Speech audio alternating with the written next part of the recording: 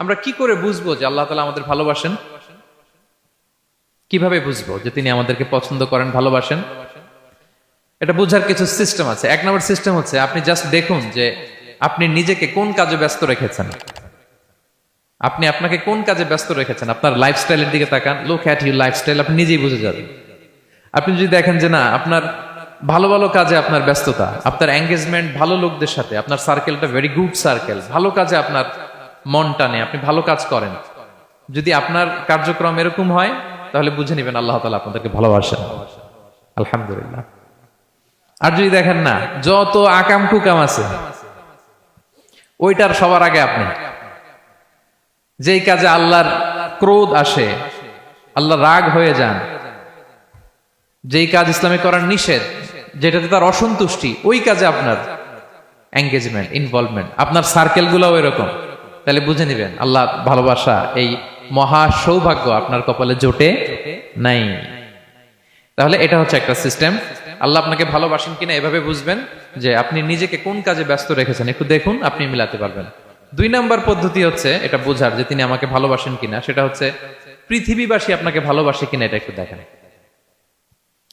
এই পৃথিবীর ভালো মানুষগুলোর কাছে আপনার একটা গ্রহণযোগ্যতা আছে কিনা এটা দেখেন। এটা দেখলে আপনি বুঝতে পারবেন। সহিহ মুসলিমের একটা ছোট্ট হাদিস শেয়ার করি। রাসূল সাল্লাল্লাহু আলাইহি ওয়াসাল্লাম বলেছেন যে ইন্নাল্লাহা ইযা আহাব্বা আবদান দাআ জিবরিলা ফাকালা ইন্নী উহিব্বু ফুলানান ফাআহিব্বা। আল্লাহ তাআলা যখন কোনো বান্দাকে ভালোবাসে তখন তিনি জিবরাইলকে ডেকে বলেন, হে জিবরাইল, আমি আমার এই বান্দাকে ভালোবাসি, তুমিও তারে ভালোবাসো। ফায়ুহিব্বুহু জিবরিল, জিবরাইল আলাইহিস সালাম তারে ভালোবাসতে শুরু করে। শুধু এখানেই না, সুম্মা ইউনাদি ফিস সামা, তারপরে তিনি আকাশে একটা অ্যানাউন্সমেন্ট করেন। ফায়াকুল, তিনি বলেন যে ইন্নাল্লাহা ইউহিব্বু ফুলানান ফাআহিব্বুহু, ও আকাশবাসীরা, ও ফেরেশতারা, আল্লাহ তাআলা তার এই বান্দাকে ভালোবাসে, তোমরা সবাই তারে ভালোবাসো। তখন ফায়ুহিব্বুহু আহলুস সামা, গোটা আকাশবাসী তারে ভালোবাসতে শুরু করে, মানে ফেরেশতারা। তো আল্লাহ তাআলা এবং সকল ফেরেশতারা যখন তাকে ভালোবাসতে শুরু করে, রাসূল সাল্লাল্লাহু আলাইহি ওয়াসাল্লাম বললেন সুম্মা ইউদাউ লাহুল কবুলু ফিল আরদ, তখন পৃথিবীতে তার গ্রহণযোগ্যতা বাড়িয়ে দেওয়া হয়, তার অ্যাকসেপ্টেন্স বাড়িয়ে দেওয়া হয়, সবার কাছে তার একটা গ্রহণযোগ্যতা আছে, সবাই তাকে ভালোবাসে।